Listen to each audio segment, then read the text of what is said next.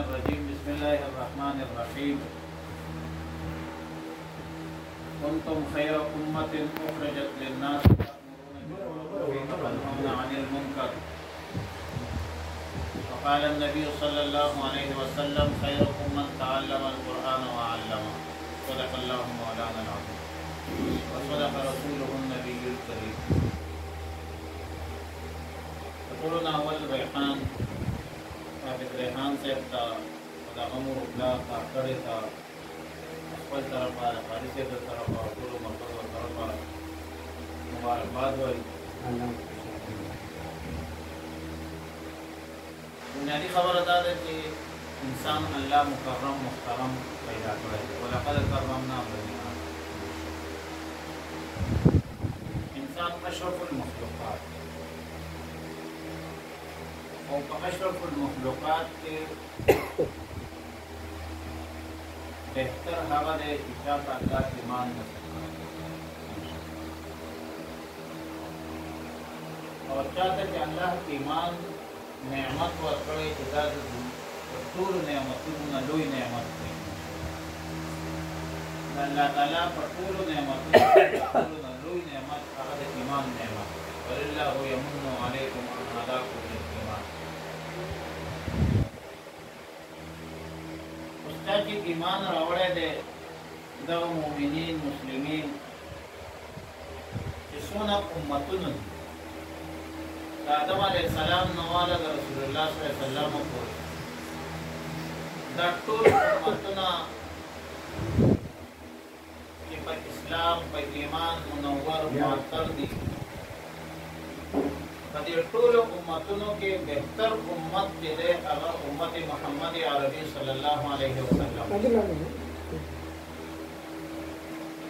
ټول امت چې دی دا بهتر دی. کنتم خیر امت اخرجت للناس.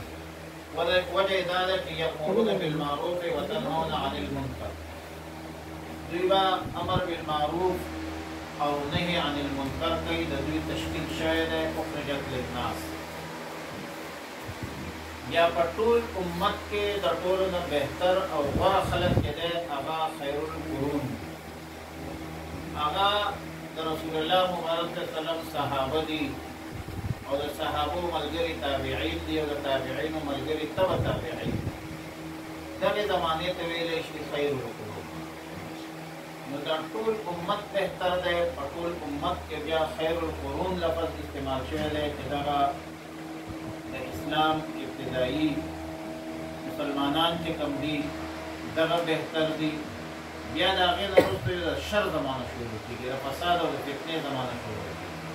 د دې فتنې په زمانه کې بیا بهتر هغه دی چې خیرکم من تعلم القرآن وعلمه، چې هغه قرآن زده کوي او قرآن نورو خلکو ته ښایي. دا بهتر مطلب دا شو چې دا ټول امت بهتر دی. په پوره امت کې بیا دویم نمبر کې بهتر هغه دي چې هغه صحابه تابعین او تبع تابعین دي. دریم نمبر کې بیا فتنې شروع شي، فساد شروع شي، شر القرون شروع شي. نو په شر القرون او د دې فتنو په زمانه کې هغه خلک بیا بهتر دی چې کوم د قرآن او سنت سره او د دین سره وابسته دي. دغه خلک کامیاب دی او کامران دی. قرآن د الله تعالی آخري کتاب دی او د رسول الله صلی الله علیه وسلم آخري معجزه ده. او قرآن کریم د خیر او د برکت عظیمه ذریعه ده. نن که زموږ په کورونو کې خیر او برکت نشته، اتفاق اتحاد نشته، د دې مین وجه دا ده، اهم وجه دا ده چې نن زموږ په کورونو کې د قرآن په ځای باندې ډرامې دي، فلمونه دي، ګانې دي او اعمال سیئه دي. نو چې کله قرآن ویلی کېږي په کورونو کې، نو قرآن د ویلو په وجه باندې زموږ په کورونو کې به خیر راشي، برکت به راشي، عافیت به راشي، سالمیت به راشي. او د الله تعالی په ټولو حکمونو کې اولنی حکم د الله تعالی دا دی چې اقرا بسم ربک الذي خلق. کوم حکم چې اول نازل شوی دی د ټولو نه وړاندې هغه دا دی چې اقرا بسم ربک الذي خلق. لمون حکم وروسته نازل شوی دی، د زکات وروسته دی، جهاد وروسته دی، تبلیغ وروسته دی، د ټول حکمونه وروسته نازل شي اولنې حکم چې د الله د طرف نه رسول الله صلی الله علیه وسلم باندې نازل دی هغه دا دی چې اقرا بسم ربک الذی خلق ولې دا ده چې د قرآن سره د قرآن په ویلو سره زړونه صفا کېږي د زړونو د اخره چې ختمېږي دا په ذکر الله او په تلاوت القرآن سره ختمېږي نبی علیه الصلاة والسلام فرمایي چې ان فی جسدک مضغة ستا په دې جسم کې د غوښې یوه ټوکړه ده لوتړه اذا صلحت کله چې دغه ټیک شي نو بیا پوره بدن ټیک شي او چې کله دغه خراب شي نو فساد الجسد کله بیا پوره بدن فساد شي الا وهي القلب دغه زړه چې دی نو دی چې دی زنګ کېږي زړه چې دی زنګ نه ځي او د دې دا زنګ چې ختمېږي نو دا د قرآن په تلاوت سره ختمېږي سړی چې د قرآن تلاوت کوي د هغه د زړه نه دغه خیرې چې دی دا سیقل کېږي سیقل برابر کو په سیقل و اسواد سره دا زړه چې سیقل کېږي ریګمان کېږي دغه زنګ چې د زړونو ختمېږي دا د قرآن په تلاوت سره ختمېږي نو چې کله زړونو کې ګندګي او په زړونو کې خیرې او په زړونو کې مطلب دا دی زنګ وي نو نه بیا وروري پاتې کېدی شي نه معاشره پاتې کېدی شي نه انسانیت پاتې کېدی شي بیا دغه زړه د ګند نه ډک شي حب جاه نه ډک شي هوا خواهشاتو نه ډک شي او چې کله د خواهشاتو نه ډک شي نو بیا انسان د خدای بنده بیا نه بیا د پیسې بنده او چې کله انسان د پیسې بنده شي د شهرت بنده شي نو بیا ورته نه ورور د سړي زوی ښکاري نو ورته پلار ښکاري نو ورته مور ښکاري نو ورته مشر ښکاري نو ورته د خدای کور ښکاري او اقدار او روایات هر څه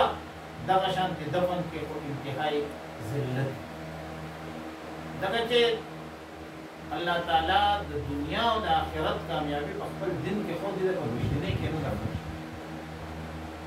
دین سره د الله رب العالمین احکامات او د پیغمبر علیه السلام طریقې او سنت تعلیمات په بادشاہۍ کې وزارت کې په حکومت کې کامیابی وي بغیر د دین نه فرعون به کامیاب شداد به کامیاب نمرود به کامیاب نو په مخ کې څونه بادشاہان تیر شو دین پکې نو قبر معلوم او په دولت کې کامیابی وي بغیر د دین نه نو دولت هم خشاله د دین مسره بغیر د دین خو د قانون سره هم ډیر دولت وو په نن زمانه کې د څو خلکو سره دولتونه دي معلومه دي دین مسره دا دین چې دی په خپل کور کې عمرولې دی په خپل کاروبار کې عمرولې دی په خپل سیاست کې عمرولې دین په هر شی باندې مقدم ساتي هر وخت په دا فکر او سوچ کې چې زه دا کار کوم په دې کې د خدای او د رسول حکم سره د خدای الله رب العالمین په حکمونو او د پیغمبر علیه الصلاة والسلام په طریقو باندې د چلېدو د ژوند خپل تېرول دغې ته چې دی مرغه دې ته دین او د دین اساس چې دی اولنی هغه قرآن کریم مفهوم قرآن بس کړی دی الله تعالی د دې والدینو ته مبارک کړي او الله تعالی د دې رشته دارانو ته مبارک کړي ډېره غټه د مبارکۍ خبره ده قرآن صفت ډېره لویه خبره ده نن سبا کوم ماشومان موږ مطلب د اولاد خیال ساتل او د هغه تربیت کول دا هم ضروري خبره ده اهمه خبره ده قیامت پر ورځ به بدترین عذاب د هغه چا وي چې د اولاد تربیت ونه نن سبا ماشومانان ځوانان منشیاتو کې په نشو تماشو باندې اخته یا هغه نشې او تماشې او دغه جواري په دې کې اخته دي او په دې کې دغه مشر باقاعده چې دی ګناهګار دی په دنیا کې هم ګناهګار دی په آخرت کې هم ګناهګار دی په خپل کشر باندې خیال ساتل چې دی بېدینه نشي دی بې حیا نشي دی ګډوډ نشي او دی د خپل سبق او د خپل خاندان د خدمت په خدمت باندې ماشوم عادت کول دا د یو پلار ذمہواري ده چې اول نمبر کې دین ته نږدې کې د مانځي پابند کی د روزې پابند کی او په خدمت باندې ولګي په خدمت باندې خدای وی ملاوي دا خدمت کې ده د مور او پلار خدمت او د کور کډي خدمت او د مشرانو عزت او دا ضروری ده چې یو پلار په خپل اولاد باندې د دې لازم کې دا خبره چې بچي لاړ شه